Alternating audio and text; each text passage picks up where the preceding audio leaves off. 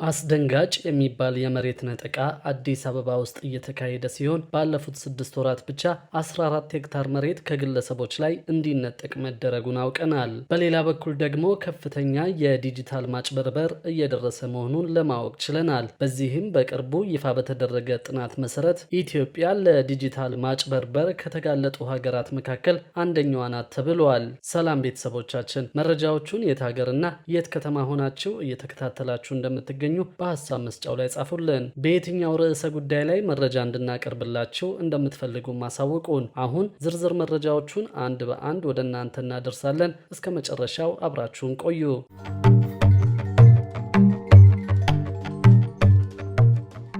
አስደንጋጭ የሚባል የመሬት ነጠቃ አዲስ አበባ ውስጥ እየተካሄደ ሲሆን ባለፉት 6 ወራት ብቻ 14 ሄክታር መሬት ከግለሰቦች ላይ እንዲነጠቅ መደረጉን አውቀናል። በአዲስ አበባ ከተማ ውስጥ ትልቅ መጠን ያለው የመሬት ማስመለስ በመከናወን ላይ ይገኛል። ባለፉት 6 ወራት ውስጥም ከ14 ሄክታር በላይ መሬት ለግንባታ ስራ ብለው ወስደው ቆፍረው ከተዉ ግለሰቦች ላይ እንዲነጠቅ በማድረግ መልሶ እንዲለማ መደረጉ ታውቋል። ይህንን እርምጃ በመውሰድ ላይ የሚገኘው የአዲስ አበባ የአካባቢ ጥበቃ ባለስልጣን መሆኑን ያገኘነው መረጃ ያሳያል። በመዲናዋ ለህንፃዎች ግንባታ በሚል ጉድጓዶችን ቆፍረው የሚተዉ አካላት በሚገባው ልክ ኃላፊነታቸውን እየተወጡ ባለመሆናቸው ጉድጓዶቹ ለህይወት መቀጠፍ ምክንያት መሆናቸው በተደጋጋሚ ጊዜ ታይተዋል። በተለይም የክረምት ወራት የሚመጣበት ጊዜ የሞት መጠኑ እንደሚጨምር የአዲስ አበባ እሳትና አደጋ ስጋት ስራ አመራር ኮሚሽን ከዚህ በፊት ከመግለጹም በላይ በተደጋጋሚ ጊዜ ማስጠንቀቂያ ሲያወጣ ቆይተዋል። በባለስልጣኑ የስርዓተ ምህዳር እና የብዝሃ ህይወት ተወካይ አቶ ቴዎድሮስ ሲታገሱ እንዳሉት ከሆነ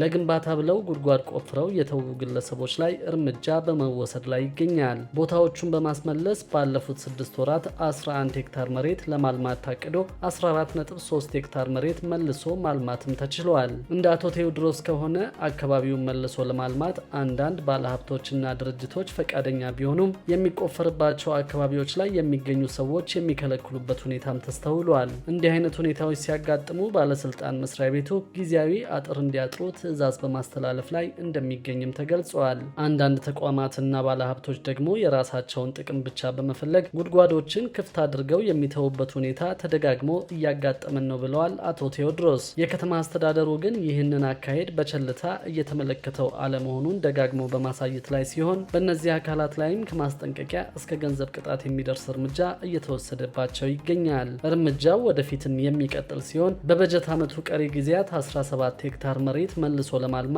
እቅድ ተይዞ እየተሰራ መሆኑም ተነግሯል። በሌላ በኩል ደግሞ ከፍተኛ የዲጂታል ማጭበርበር እየደረሰ መሆኑን ለማወቅ ችለናል። በዚህም በቅርቡ ይፋ በተደረገ ጥናት መሰረት ኢትዮጵያ ለዲጂታል ማጭበርበር ከተጋለጡ ሀገራት አንደኛዋ ናት ተብሏል። ሰምሰብ የተሰኘ መረጃ ጠቋሚ ተቋም 103 ሀገራት ለዲጂታል ማጭበርበር ያላቸውን ተጋላጭነት የሚያሳይ የመጀመሪያውን ዓለም አቀፍ ሪፖርቱን ይፋ አድርጓል።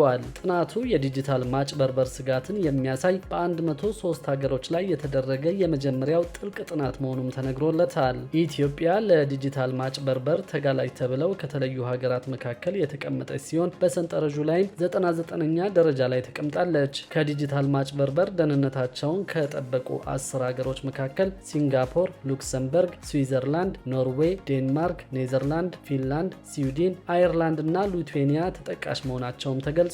በተቃራኒው ደግሞ ለዲጂታል ማጭበርበር ተጋላጭ የሆኑ ወይም ደግሞ ደህንነታቸው ውስን የሆኑ ሀገራት መካከል ኢትዮጵያ፣ ፓኪስታን፣ ባንግላዴሽ፣ ህንድ፣ ኢንዶኔዥያ፣ አርጀንቲና፣ ዩክሬን፣ ብራዚል፣ አልጄሪያ እና ስሪላንካ ተጠቃሽ መሆናቸው በሪፖርቱ ላይ ተገልጿል። ጥናቱ ከቁጥሮች ይልቅ ለዲጂታል ማጭበርበር የሚያጋልጡ መንስኤዎችን በመለየት የህብረተሰቡን ግንዛቤ ለማሳደግ በማለም የተደረገ መሆኑ ታውቋል። እስካሁን ድረስ ዲጂታል ማጭበርበር በፋይናንስ ዘርፍ ላይ ከፍተኛ ስጋት ቢፈጥርም ስለ ማጭበርበር መጠን የሚያሳይ አጠቃላይ የሆነ ዓለም አቀፍ ትንታኔ ግን አልተካሄደም ነበር። ትንበያዎች እንደሚያሳዩት ከሆነ በዓለም ላይ በኦንላይን የክፍያ ማጭበርበር ሳቢያ የሚደርሰው ኪሳራ ከ2023 በኋላ ባለው ጊዜ ውስጥ ከ362 ቢሊዮን ዶላር በላይ ደርሷል። የጥናቱ ዓላማ በዓለም ዙሪያ የኦንላይን ማጭበርበርን የሚያነሳሱትን ዋና ዋና ምክንያቶችና ሁኔታዎች በጥልቀት በመመርመር ተግባራዊ ሊሆኑ የሚችሉ መፍትሄዎችን ለመስጠት መንግስታትና ተቆጣጣሪ አካላት ማጭበርበርን የሚገቱ እርምጃዎችን እንዲወስዱ ለማስቻል ነው። በሌላ መረጃ ደግሞ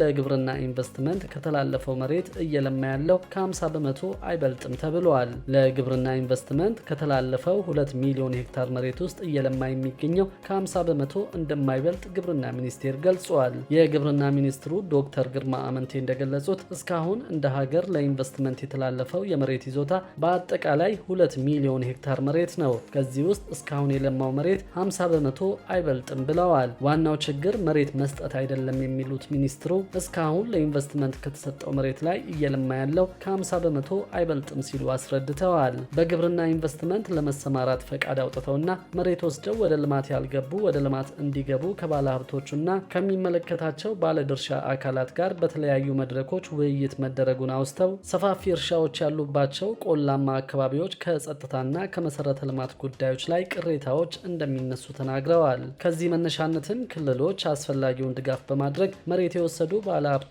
ቶሎ ወደ ስራ እንዲገቡ ሰፊ ስራ መስራት እንደሚጠበቅባቸው ጠቁመዋል። ሚኒስትሩ እንደተናገሩት ከግብርና ኢንቨስትመንት አንጻር የሚኒስቴር መስሪያ ቤቱ ድርሻ መሬት በመለየት ካርታ የማውጣትና የቴክኒክ ድጋፎችን ማድረግ እንደሆነ ገልጸው መሬቱን የሚያስተላልፉ ክልሎች መሆናቸውን ተናግረዋል። በ2017 በጀት ዓመት የመጀመሪያዎቹ 6 ወራት የመሬት ልየታ ከማድረግ ለሆልቲካልቸርና ለሰብል ልማት ለባለሀብቶች ለእርሻ ኢንቨስትመንት የሚሆን መሬትን ከማስተላለፍ አንጻር የተከናወነው አፈጻጸም ጥሩ የሚባል መሆኑን አመልክተው ነገር ግን ለእንስሳት እርባታ የሚውል መሬት በማስተላለፍ ረገድ የሚቀር ነገር አለ ሲሉም ተናግረዋል። ዶክተር ግርማ እንደገለጹት በበጀት ዓመቱ የመጀመሪያዎቹ 6 ወራት 48000 ሄክታር መሬት ለኢንቨስትመንት ለመለየት ታቅዶ 117000 ሄክታር መሬት መለየት ተችሏል። ለአብነትም ለሰብልና ሆርቲካልቸር ኢንቨስትመንት 70000 ሄክታር መሬት ለማስተላለፍ ታቅዶ 88000 ሄክታር መሬት ለማስተላለፍ ተችሏል። ይህም ከተቀመጠው እቅድ በላይ ሲሆን ለእንስሳትና አሳ ልማት ኢንቨስትመንት 17000 ሄክታር መሬት ለማስተላለፍ ታቅዶ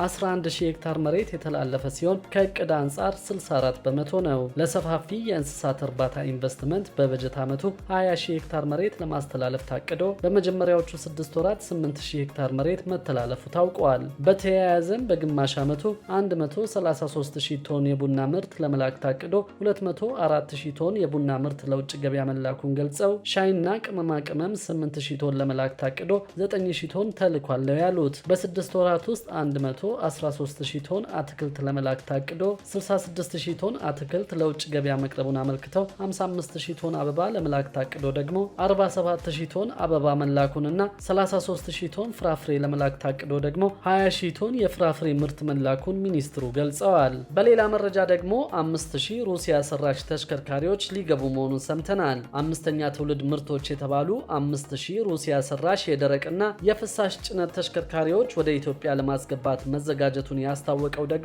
የኢትዮጵያ ትራንስፖርት አሰሪዎች ፌዴሬሽን ነው። ፌዴሬሽኑ ይህንን ያስታወቀው በቀናት ውስጥ ወደ ሀገር ውስጥ ይገባሉ ላላቸው ተሽከርካሪዎች ለአባላትና ወኪሎቹ ማብራሪያ ሲሰጥ ነው። ተሽከርካሪዎቹ ለኢትዮጵያ መልክዓ ምድር ተስማሚ መሆናቸውን ለማረጋገጥ ለረዥም ጊዜ ጥናት ሲደረግ መቆየቱን የፌዴሬሽኑ ፕሬዝዳንት አቶ ብርሃኑ ዘሩ ተናግረው በሩሲያ የሚገኙ ባንኮች ከኢትዮጵያ ባንኮች ጋር በመነጋገር ከ80 እስከ 90 በመቶ የሚሆን የብድር አገልግሎት እንዲመቻች መደረጉን ፕሬዝዳንቱ ገልጸዋል። በአሁኑ ወቅት በስራ ላይ የሚገኙት ያረጁ ተሽከርካሪዎች ከገበያ ከመውጣታቸው በፊት አዳዲስ ተሽከርካሪዎች ወደ ስራ መግባት እንዳለባቸው መታመኑን አስረድተው ኢትዮጵያ የብሪክስ ሀገሮች አባል መሆኗ መልካም አጋጣሚ እንደፈጠረላቸው የተናገሩት ፕሬዝዳንቱ ለሀገር ልማት ከፍተኛ አስተዋጽኦ ሊያበረክቱ የሚችሉ አዲስ ተሽከርካሪዎችን ለማስገባት እንደሚያግዝ ተናግረዋል። በቀጣይ ሀገር አቋራጭ የህዝብ ትራንስፖርት ማመላለሻዎችንና ላዳ ታክሲዎችን ለማስገባት መታሰቡን የተናገሩት ፕሬዝዳንቱ በመጀመሪያው ዙር ላይ ሀገሪቱ ያወጣችውን ህጎች ታሳቢ ያደረጉና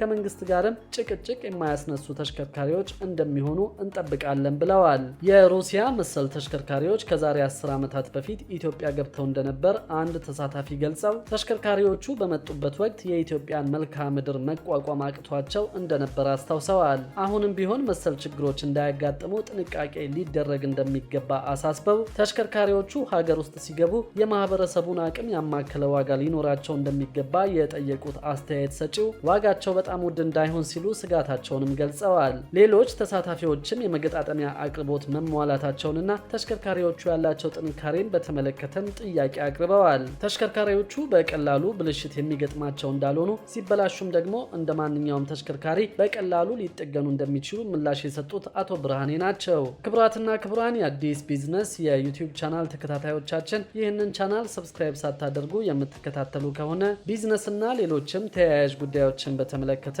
አዳዲስ መረጃ ለማግኘት የዩቲዩብ ቻናሉን ሰብስክራይብ በማድረግ ቤተሰብ እንድትሆኑን በትህትና እንጠይቃለን።